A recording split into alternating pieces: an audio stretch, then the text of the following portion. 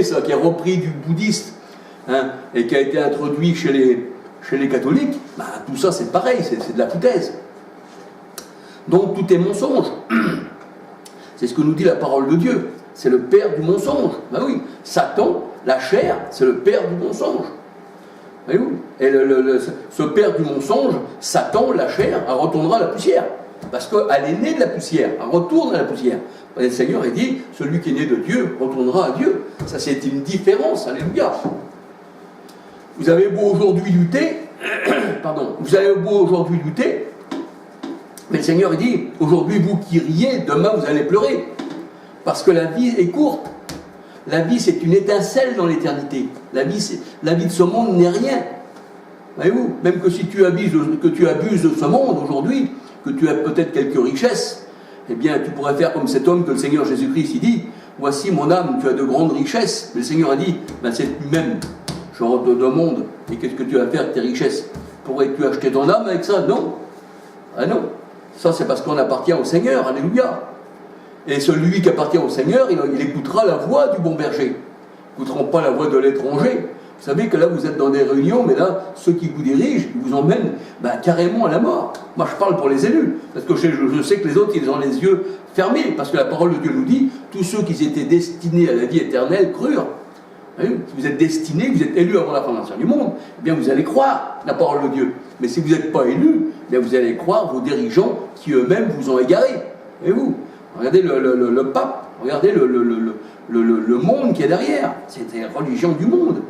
C'est pas le petit troupeau, tout petit de la petite porte du Seigneur, ça, c'est la religion du monde.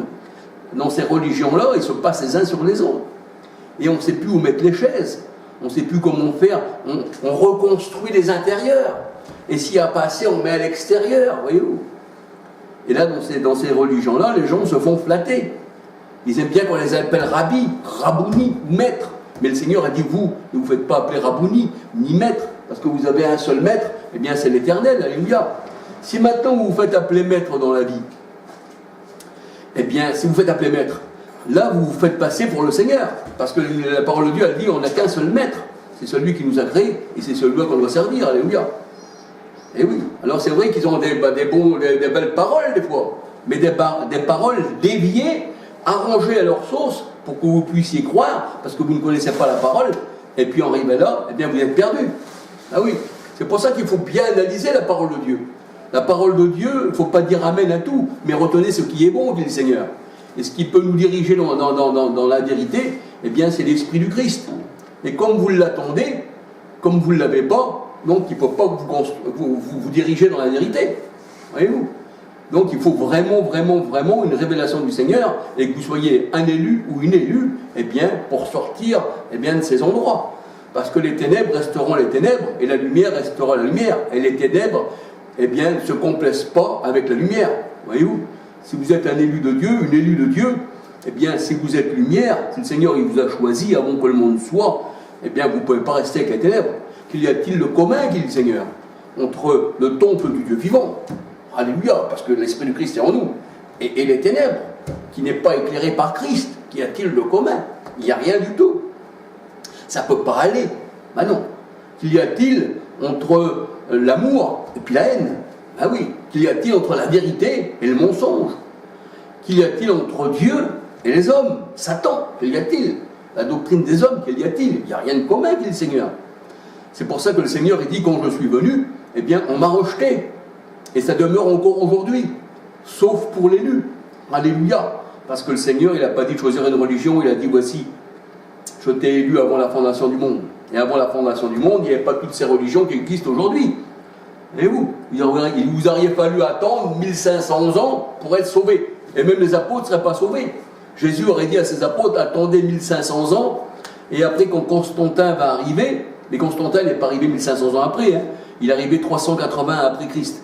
Voyez-vous, c'était déjà l'apostasie, tout ça, hein, même bien avant encore. Hein. Voyez-vous, alors ça veut dire quoi? Ça veut dire que Martin Luther, il est arrivé 1500 ans après Christ, dans les années 1500, avec Jean-Louis Calvin. Ça veut dire que vous n'étiez pas sauvés. Voyez-vous?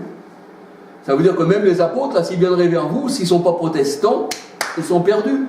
Ah oui. Si les apôtres n'étaient pas témoins de Jéhovah aujourd'hui, ils sont perdus. Si les apôtres aujourd'hui ne sont pas pentecôtistes, ils sont perdus.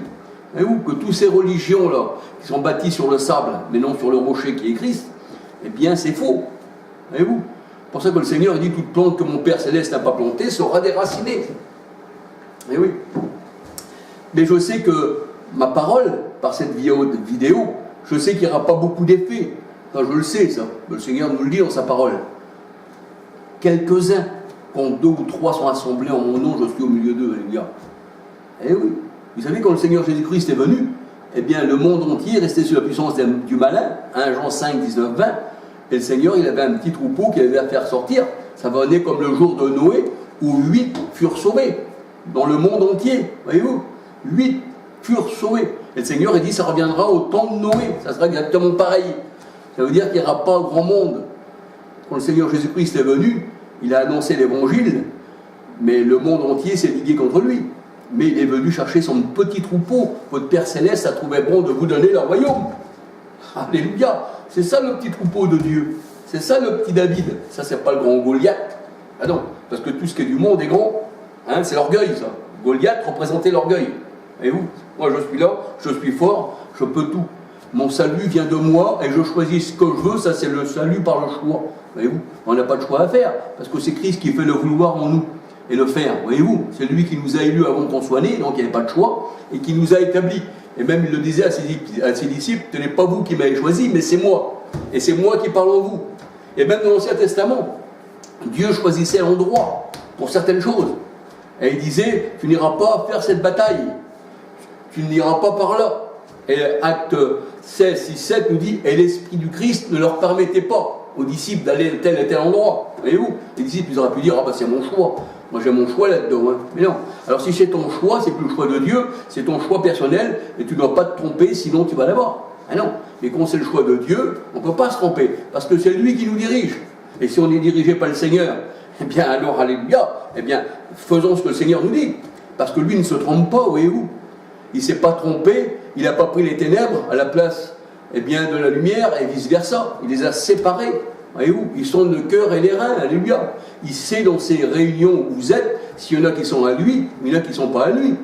Eh oui, mais si vous êtes à lui, eh bien, le Seigneur, eh bien, il vous appelle. Et l'appel est irrésistible. Ça fait comme Saul de Tarse. Il dit, quand j'ai entendu l'appel céleste, moi, pharisien, moi qui croyais que dans cette religion-là, alors qu'ils avaient annulé la tradition de la parole de Dieu au sujet de leur tradition, eh bien, qu'est-ce qu'il dit Paul? J'en suis sorti. Parce que l'appel céleste, hein, je suis Jésus que tu persécutes, et bien elle est sortie. Et là c'est exactement pareil. Si vous êtes une brebis du Seigneur, si vous y appartenez, si vous êtes quelqu'un qui est là dans ces ténèbres, on va dire, hein, et quand la lumière arrive, elle vient vous éclairer dans votre cœur, dans votre vie, alléluia. On ne peut pas rester comme ça, perché à attendre la mort. Ah non. Et oui. C'est pour ça qu'il faut sortir. Et c'est pour ça que je vous dis que Christ est venu. Et il a tout fait. Alléluia. Celui qui dit que non, on l'attend, il y a encore des choses à faire, et c'est nous les véritables évangélistes, parce qu'il faut qu'on évangile tout ça, il faudrait plutôt qu'ils recherchent la parole de Dieu, qu'ils regardent ce qu'il y a dans les Écritures, dans les véritables Bibles, hein, pas dans ces Bibles-là, parce que ces Bibles-là, c'est faux. Voyez-vous, ça c'est faux, ça. Les véritables Bibles, les véritables hommes de Dieu, voyez-vous, je ne l'ai pas là, hein, je ne l'ai pas là, mais j'aurais voulu vous la faire voir, la véritable Bible.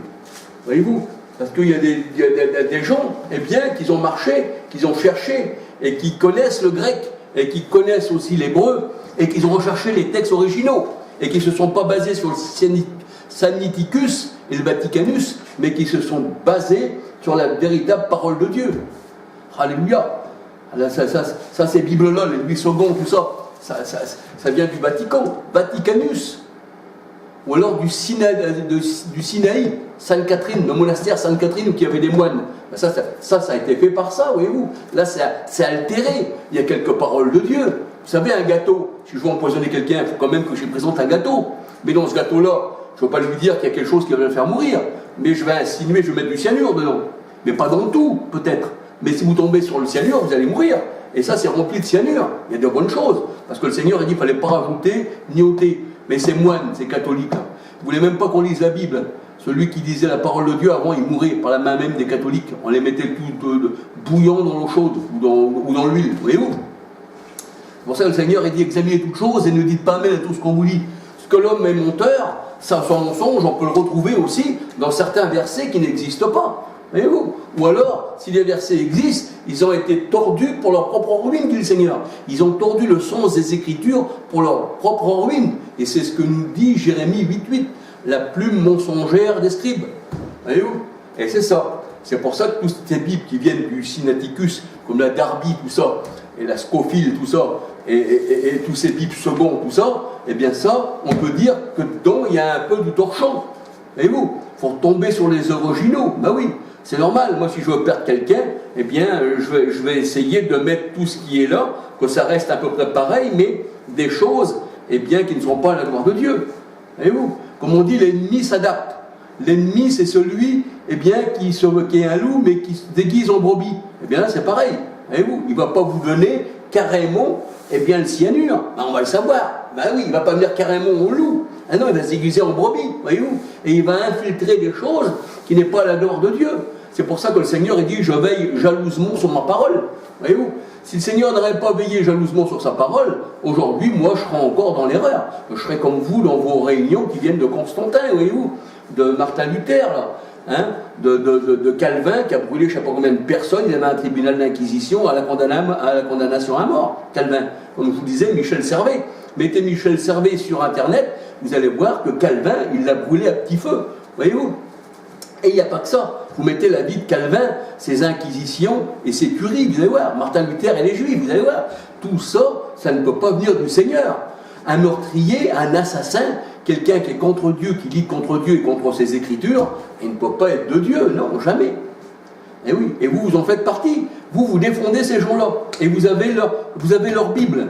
Vous avez leur doctrine, vous avez leurs coutumes, et des fois vous vous habillez comme eux, ils montent plus que le petit col blanc avec la blouse noire. Et certains protestants, ils l'ont ça. Voyez-vous? C'est pour ça qu'il n'y a pas de différence. C'est pour ça que vous faites partie du monde. C'est pour ça qu'il y a l'œcuménisme avec toutes les religions du monde. Ils se tiennent la main et ils font un cercle, ça représente le soleil. Voyez-vous? Eh bien le pape est au milieu.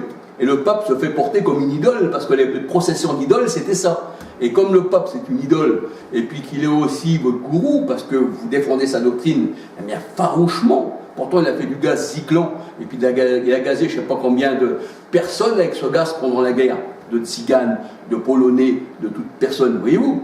Eh bien, aujourd'hui, il a acclamé, parce que les gens aiment bien Barabbas, ou ils aiment bien César. C'est ça, c'est ça. Alors c'est pour ça que je tenais à vous dire que, eh bien, le Seigneur, il est venu il y a 2000 ans, hein, et aujourd'hui, si vous l'attendez, eh bien, pourquoi alors vous faites des choses comme ça? Parce que sans lui, on ne peut rien faire. Alors si sans lui, on ne peut rien faire et que vous l'attendez, eh bien, dites-moi, ou dites à vos gens qui y a parmi vous, comment que vous pouvez travailler sans Christ en vous, puisque vous l'attendez. Le Seigneur dit, sans moi, vous ne pouvez rien faire. Ah oui, et le Seigneur dit, celui qui ne demeure pas en moi, eh bien, il le retranche. Mais il dit, celui qui demeure en moi porte beaucoup de fruits. Voyez-vous? Et moi, je dis que Christ est en moi, c'est pour ça que je porte du fruit. Mais vous, quel fruit vous voulez porter alors que Christ n'est pas en vous? Vous êtes un temple vide. Eh oui.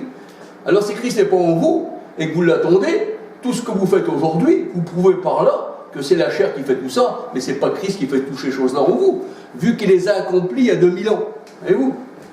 Alors il était bon de mettre tout ça sur écrit, et de faire une caméra, malgré que je ne suis pas un grand orateur, mais ce qui compte c'est la parole de Dieu, c'est pas l'homme. Parce que le Seigneur a dit, on ne regarde pas l'apparence, il dit le parler de l'homme, si des fois qu'il dévie un petit peu sur sa parole, mais on regarde le cœur, alléluia. Et vous, c'est ça. Et bien voilà, et bien que le Seigneur vous bénisse, alléluia, parce que j'ai parlé, hein, pour la gloire de Dieu, pas pour ma gloire, parce que moi je suis rien, je suis qu'un homme, quoi, voilà, parmi tant d'hommes, mais je pense que cette parole-là, la parole que je viens de dire, eh bien, il ne faut pas la prendre comme un homme, mais il faut la prendre du Seigneur, parce que le Seigneur, il aime tous les hommes. Le Seigneur dit, si vous restez dans ces religions, vous savez que le mot religion, ça veut dire relier.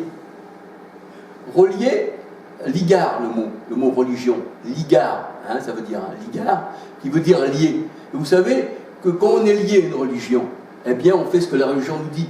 Mais quand on est lié au Seigneur, le mot religion, hein, la vraie religion, pure, et bien quand on est relié au Seigneur, eh bien on fait ce que le Seigneur nous dit.